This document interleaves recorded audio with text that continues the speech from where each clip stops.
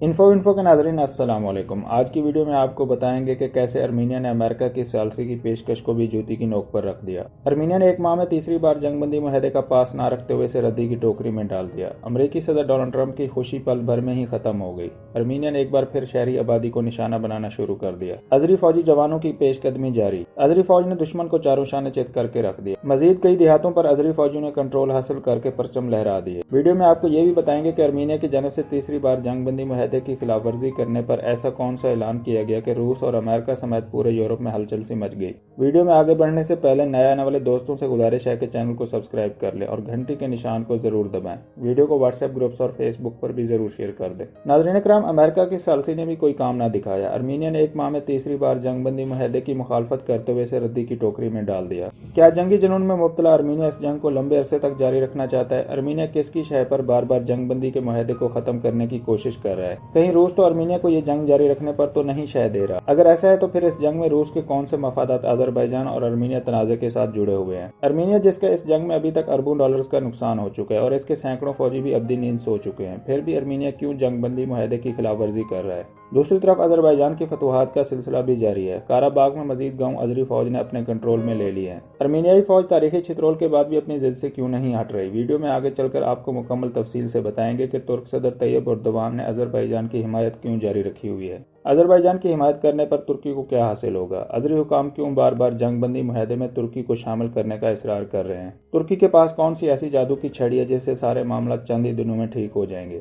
ناظرین اکرام، ارمینیا اور آذربائیجان کے درمیان 27 ستمبر سے شروع ہونے والی جنگ ابھی تک جاری ہے۔ اس جنگ میں دونوں ممالک کو بھاری نقصان کا سامنا کرنا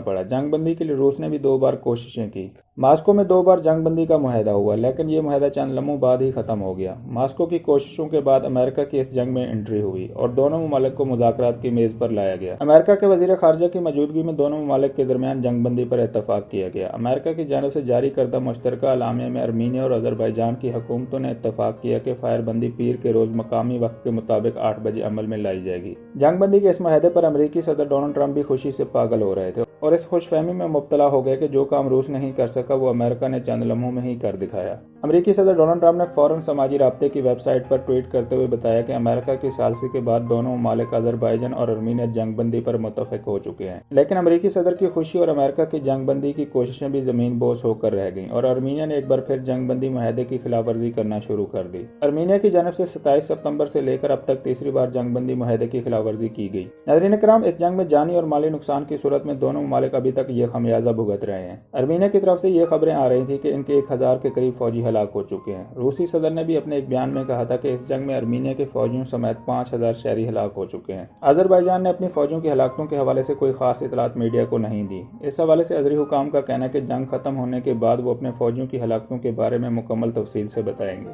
کہ اس جنگ میں آذربائیجان کی فوج کو کتنا جانی اور مالی نقصان اٹھانا پڑا ہے۔ تاہم انہوں نے ارمینیا کی فوج کی جانب سے شہری آبادی کو نشانہ بنانے پر 100 سے زائد سویلین کی ہلاکتوں کی تصدیق ضرور کی ہے۔ تیسری بار جنگ بندی معاہدے کی خلاف ورزی کرنے والے ارمینیا نے ایک بار پھر آذربائیجان کے شہری علاقوں کو نشانہ بنانا شروع کر دیا ہے۔ آذربائیجان کے وزیر دفاع نے اپنے تازہ ترین بیان میں بتایا ہے کہ ارمینیائی فوج جنگ بندی معاہدے کی خلاف ورزی کرتے ہوئے ہمارے شہریوں کو نشانہ بنا رہی ہے۔ ارمینیائی فوج آذربائیجان کی سرحدوں پر جدید ترین چھوٹے ہتھیاروں اور مارٹر گولوں سے سرحدوں کے قریب موجود شہروں کو نشانہ بنا رہی ہے۔ ناظرین اکرام، ارمینیا کی فوج کی جانب سے جنگ بندی معاہدے کی خلاف ورزی کرنے پر اور شہری آبادی کو بار بار نشانہ بنانے پر آذری فوج بھی حرکت میں آ گئی۔ آذری فوج نے ارمینیائی فوج پر مزید شدت سے چڑھائی کر دی ہے۔ ارمینیائی فوج دم دبا کر میدان چھوڑنے پر مجبور ہو گئی۔ آذری فوج اپنے متنازع علاقوں کا کنٹرول واپس لینے کے لیے سر دھڑ کی بازی لگا رہی ہے۔ آذربائیجان نے قاراباغ میں مزید 13 گاؤں اپنے قبضے میں لے لیے ہیں۔ قاراباغ میں آذری فوج نے اب تک 120 سے زائد گاؤں، ایک شہر اور 2 قصبوں کو بھی آزاد کروا لیا ہے۔ اس جنگ میں ارمینیا کا دفاعی ساز و سامان بھی راکھ کا ڈھیر بن گیا۔ ارمینیا کے ڈرونز بھی ارمینیائی فوج کی طرح ٹھوس ہوتے جا رہے ہیں۔ گزشتہ 24 گھنٹوں میں آذربائیجان نے جدید ٹیکنالوجی کا استعمال کرتے ہوئے ارمینیا کے 5 ڈرونز مار گرائے ہیں۔ آذربائیجان کی وزارت دفاع کی جانب سے ایک بیان میں بتایا گیا کہ آذری فوج نے 5 ارمینیائی ڈرونز کو زمین بوس کر دیا جو آذربائیجان کی فضائی حدود کی خلاف ورزی کر رہے تھے۔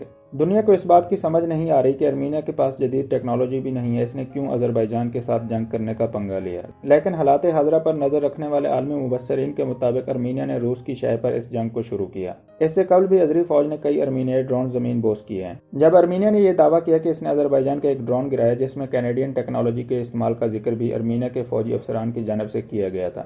इस दावे में आर्मीनियाई हुकाम ने यह भी कहा था कि कनाडा ने यह ड्रोन तुर्की को दिया और तुर्की ने आगे इसे अजरबैजान के हवाले इसलिए कर दिया कि वो इसको आर्मीनिया के खिलाफ इस्तेमाल कर सकें।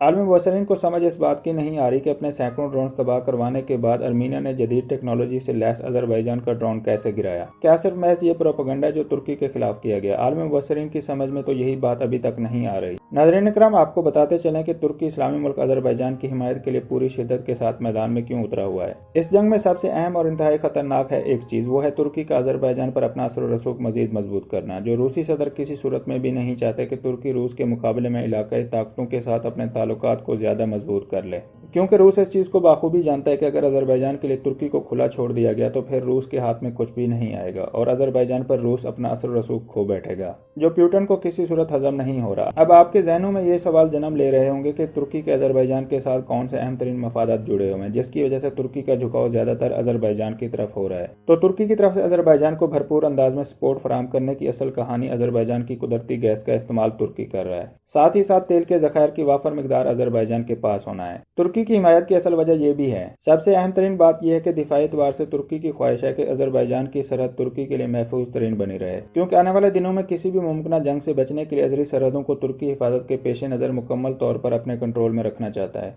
बिल्कुल ऐसे ही इस बात को समझ लें कि अगर अमेरिका ने अपने दुश्मन ईरान या अफगानिस्तान पर हमला करना था तो इन्हें हर हाल में पाकिस्तान की सरहदों की जरूरत पड़ना थी, और अगर अफगानिस्तान के लिए पाकिस्तान अपनी सरजमीन ना देता या फिर दिफाई सामान की तरसील के लिए रास्ता अमेरिका या नेटो फोर्सेज को ना देता तो फिर दुनिया की सुपर पावर समझे जाने वाले अमेरिका के लिए अफगानिस्तान में लड़ना मुश्किल ही नहीं बल्कि नामुमकिन हो जाता। अब बिल्कुल ऐसा ही तुर्की भी चाहता है कि वो अजरबैजान की हर हाल में जितनी भी हो सके मदद करे और इसके लिए एक अच्छे दोस्त और बरादर इस्लामी मुल्क समेत एक मजबूत दिफाई पार्टनर की तरह काम करे, जो कि इस वक्त तुर्की अपने इकदाम के जरिए करने की कोशिश कर रहा है। नाज़रीन इकराम, जंगबंदी मुआहदे की खिलाफवर्जी करने पर अजरबैजान के सदर के मोमिन हिकमत हाजी योफ ने एक बार फिर जंगबंदी मुआहदे में तुर्की की शमूलियत का इसरार किया है।